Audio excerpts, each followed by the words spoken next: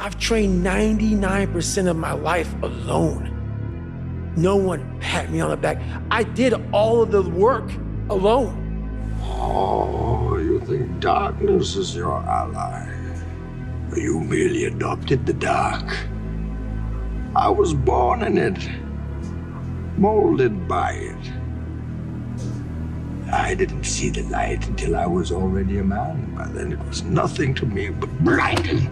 The shadows betray you because they belong to me. I fought for it because no one gave it to me, because it was just me alone in the gym, me alone in the mirror, me alone in my head. No one did it for me.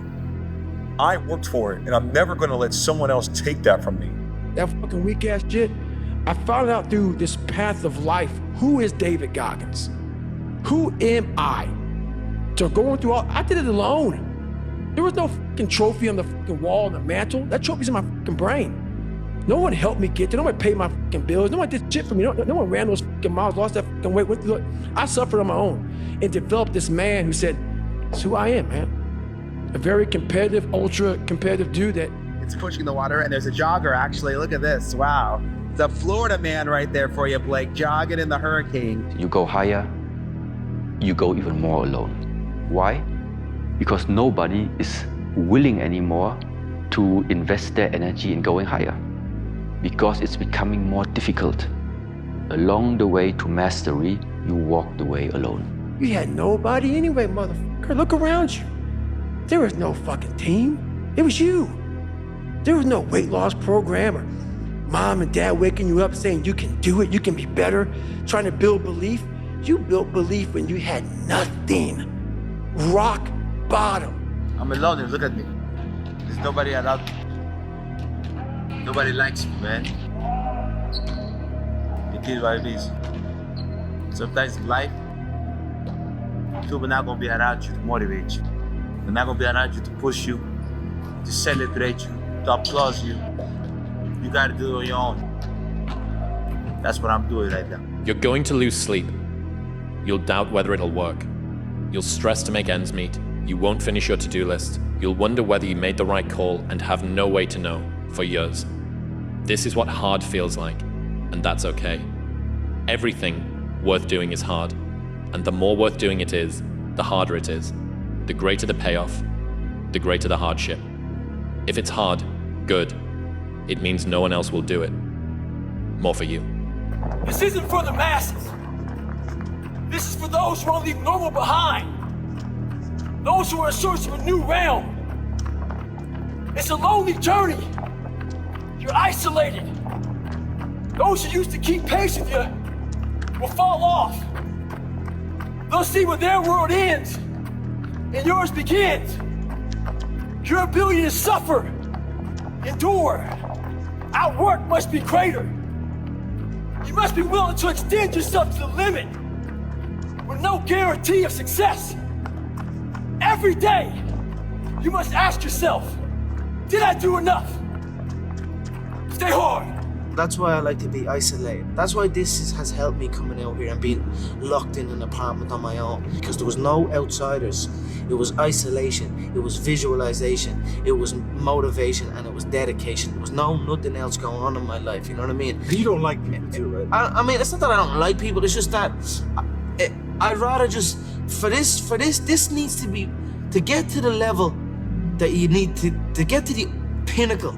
It needs to be like that. It needs to be no outsiders. It needs to be, you need to have your team and your focus, and that's it. I don't need friends. You know, if you're going to create anything of value in this life, you're going to, even if it's with other people, you're going to have to be willing to be on your own for a bit, to forage on your own, to take walks alone, and then return to people, to your tribe, so to speak, and share with them what you've learned, or maybe even just show up with whatever energy shift has occurred while you were off. That is what people don't get. That is what motivates David Goggins, is the unseen work. Everybody needs that pat on the back. They need that training partner. They need that accountability coach. I don't need that shit, and neither do they. But it's what we've trained ourselves to believe that we need. They say, oh, it's already okay here. Why you still want to move up there? The air is getting thinner over there. It's getting more hard to breathe. is getting more dangerous. Along this way, the higher you want to go, the more likely you're gonna walk alone. I wasn't invited to parties or friendly gatherings on the weekend. So on Fridays and Saturdays, I would go in my rec room with my basketball and basically dribble myself to sleep.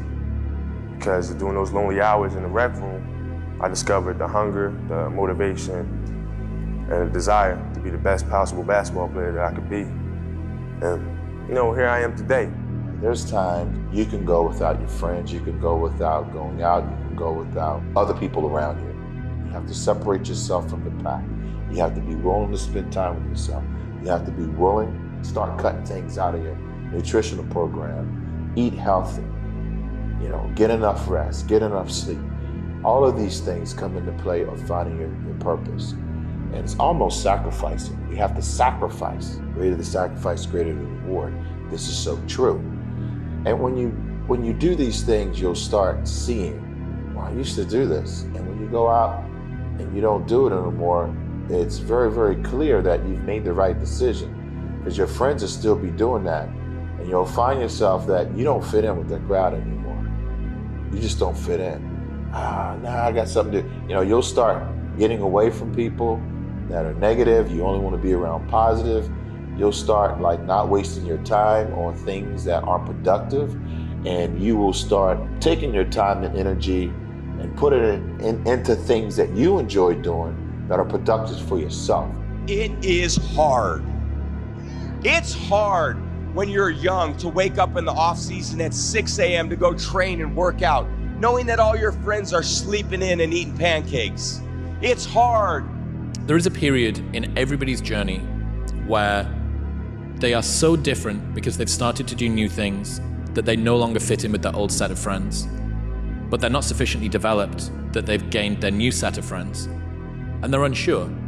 Should I go back? Should I lean back into getting a bag in with the boys on a weekend? Is that the highest, way that I can live my life passion forward? Because that's what everybody else does. And all of my friends are taking the piss. Oh, not drinking again. Too good for us, are we?